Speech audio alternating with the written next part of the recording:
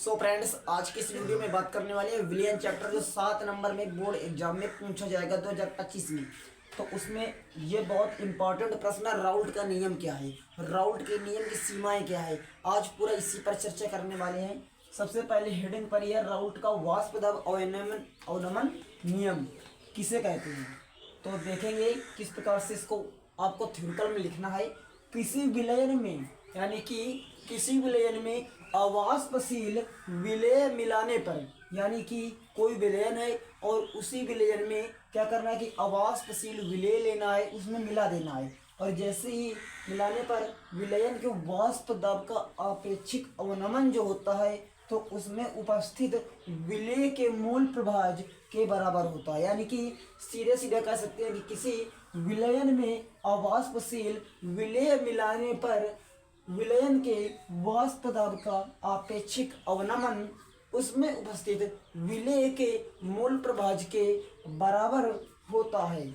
बहुत ही आसान भाषा में मैंने ये इसको लिख दिया है। आप इसे एक बार में अच्छे से रट सकते हो और अपने 7 अंक पूरे पक्के कर सकते हो। इसका जब फार्मूला अगर पूछ लिया जाए तो P degree minus P S upon P degree equal N upon small N plus capital N.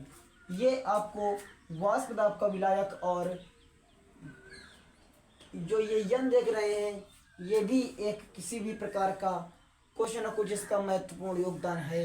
इसे आप लोग कमेंट करके बताओ कि ये यन इसमें क्या है, जल्दी से कमेंट करो। और पूछ रहा है अगला नंबर, सीमाएं क्या होती हैं, राउल्ट के वाष्प दाब नियम की सीमाएं क्या है। सबसे पहला नंबर पॉइंट दिया गया है कि यह नियम तनु विलयनों पर लागू होता है।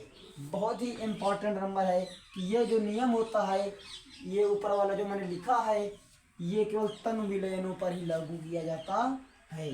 दूसरा नंबर पॉइंट है सांद्र विलयन राउल्ट के नियम से विचलन दर्शाते हैं। यानी कि ये जो सांद्र विलयन होता है ये विचलन करते हैं।